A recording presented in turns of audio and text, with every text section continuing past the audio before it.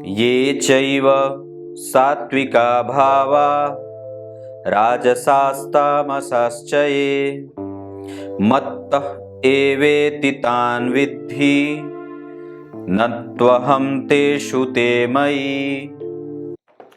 प्रिय दर्शकों नमस्कार, एक बार फिर उपस्थित हूं आप सबके सामने सोमवार के बाद मंगलवार के कार्यक्रम में अद्भुत सूत्र लेकर के आया हूं जो नीच ग्रह को लेकर के है। प्रायः हम कई बार ये सशंकित हो जाते हैं कि मेरी कुंडली में ये ग्रह नीच का है, मेरी कुंडली में ये ग्रह नीच का है, पर कब वो नीच होते हुए भी अच्छे अच्छे परिणाम देने लगता है, इस पे हमारा ध्यान कहीं जाता ही नहीं है, क्योंकि हम उसे जानते ही नहीं हैं। सच्ची बात है और ये अद्भुत भी है। शुरू करते हैं आज का कार्यक्रम। कहीं नहीं जाना है, बिल्कुल बन के रहिएगा। कार्यक्रम के आरंभ में बोले गए गीता जी के श्लोक का अर्थ भी बताने वाला हूं।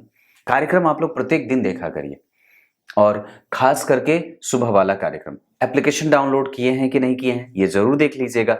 प्ले स्टोर पे कुछ लोग वहां से अपॉइंटमेंट बुक करने का प्रयास भी कर रहे हैं, पर वहां पे अभी अपॉइंटमेंट बुक करने के प्रोसेस नहीं डाले गए हैं। और वो इसलिए नहीं डाले गए हैं क्योंकि मेरी फी जो है वो अगर 1100 की है तो वहां पे अगर मैं पेमेंट गेटवे ऑप्शन दूंगा तो वहां पे वो लोग जो गेटवे वाले हैं वो कुछ पैसे काटते हैं कमीशन।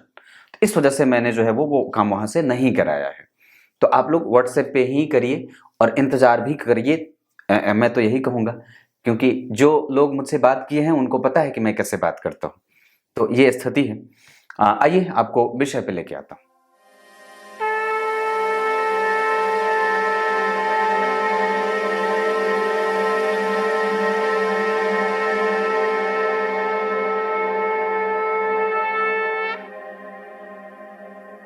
अब आपको सीधे विषय पे लेके आता हूं। आपकी कुंडली में ये सबसे पहले देख लीजिए कि आपकी कुंडली में ग्रह नीच का कौन सा है, कौन सा ग्रह नीच का हुआ है। देख लिया। अब उसके बाद ये देखिए कि वो केंद्र में नीच का हुआ है। अगर वो केंद्र में नीच का हुआ है या फिर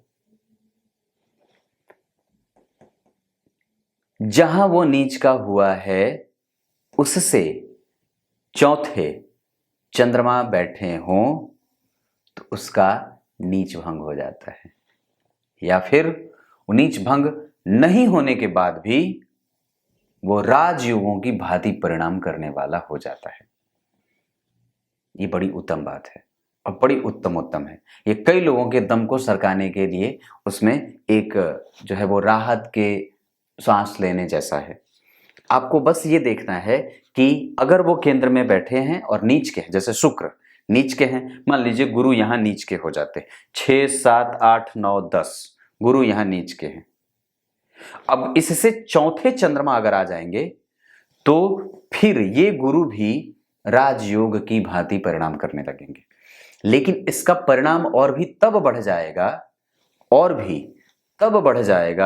जब ये अवस्था केंद्र में होती हो। मतलब होता है ना कि जैसे ये मजबूती कब प्राप्त करे, तो मजबूती यहां वाली जो होगी, मान लीजिए गुरु अगर केंद्र में नीच के होते हैं और उससे केंद्र में ही चंद्रमा अगर बैठे हों तो उसका स्ट्रेंथ ज्यादा होगा, मतलब वो ग्रह बलवान ज्यादा हो जाएगा, उसके राजयोगों की भांति परिणाम देने के प्रभाव ज्यादा दिखेंगे। लेकिन अगर कोई ग्रह मान लीजिए 8वें, 6ठे, 12वें अन्य भागों में त्रिकोण में ही मान लीजिए नीच के हो गए, लेकिन उससे अगर चौथे कोई ग्रह है जिसमें से सिर्फ और सिर्फ चंद्रमा बैठे हों तो ये भाव को भी बल देते हैं और साथ ही साथ उस ग्रह को भी राजयुगों की भांति परिणाम देने वाले हो जाते हैं।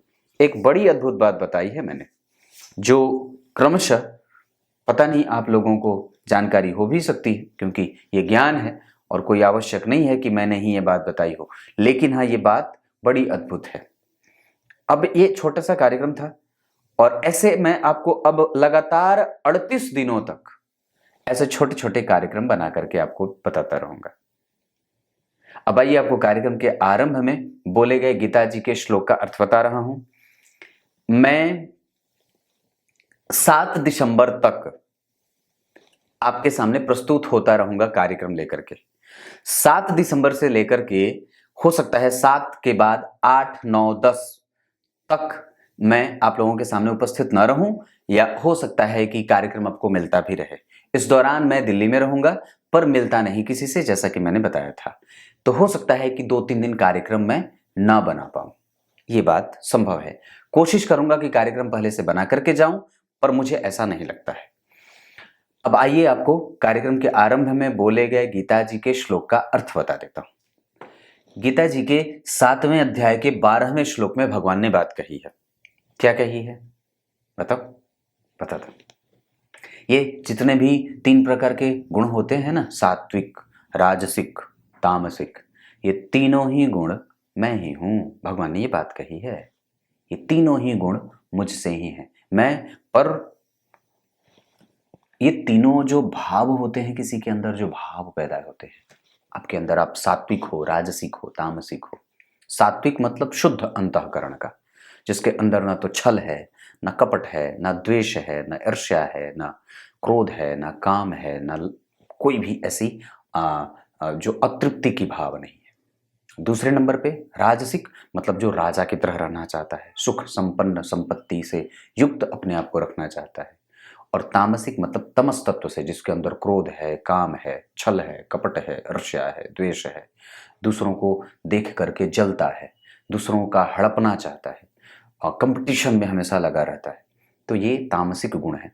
और दूसरों को देख करके अतृप्ति का भाव या किसी भी प्रकार को पाने की तीव्र लालसा, उत्कंठा, इच्छा जागृत होती है।